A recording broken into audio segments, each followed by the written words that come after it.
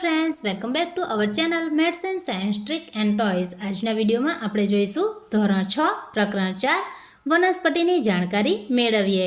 અગાઉના વિડિયોમાં આપણે જોઈ મૂળની માહિતી, જેમાં આપણે મૂળ કોને કહેવાય અને મૂળના કાર્યો વિશેની માહિતી મેળવી। આજના વિડિયોમાં આપણે જોઈશું મૂળના પ્રકાર। તો મૂળના બે પ્રકાર છે, એક છે સોટી મૂળ અને બીજું છે તંતુ મૂળ।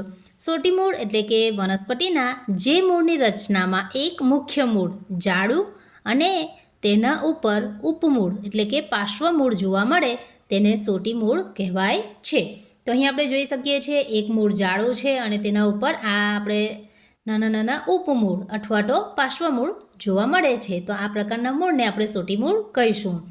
આ પ્રકારના મૂળ ઊંડા હોય છે, પર્ણોમાં જાલાકાર શિરાવિન્યાસ જોવા મળે છે। એટલે કે જે વનસ્પતિના મૂળ સોટી મૂળ હોય તેના પર્ણોમાં જાલાકાર શિરાવિન્યાસ જોવા મળે છે અને ખાસ કરીને દ્વિદળી બીજ એટલે કે જેની બે ફાળ થઈ શકે તેવા બીજની અંદર આપણે સોટી મૂળ જોઈ શકીએ છીએ। ઉદાહરણ તરીકે મગ, ચણા, તુવેર, વટાણા, આંબો, લીમડો, વડ, પીપળો, આસોપાલવ, જાસૂદ, સૂર્યમુખી વગેરે સોટી મૂળ ધરાવે છે। હવે જોઈશું મૂળનો બીજો પ્રકાર, એ છે તંતુમય મૂળ।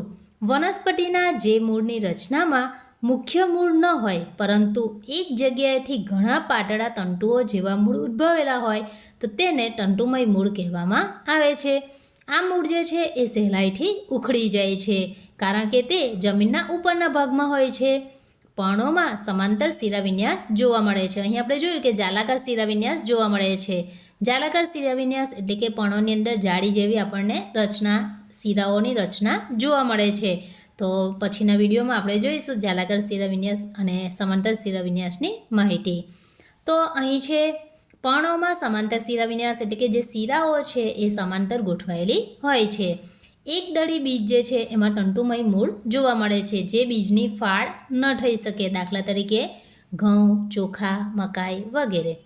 હવે અહીં ઉદાહરણ જોઈશું ઘઉં, બાજરી, જુવાર, ધરો, કેળ, ઘાસ, ડાંગર, શેરડી, વાંસ, નરિયેળી, મકાઈ આ તમામની અંદર આપણને તંતુમય મૂળ જોવા મળે છે જે દોરી સ્વરૂપે હોય છે તેવું પણ આપણે કહી શકીએ।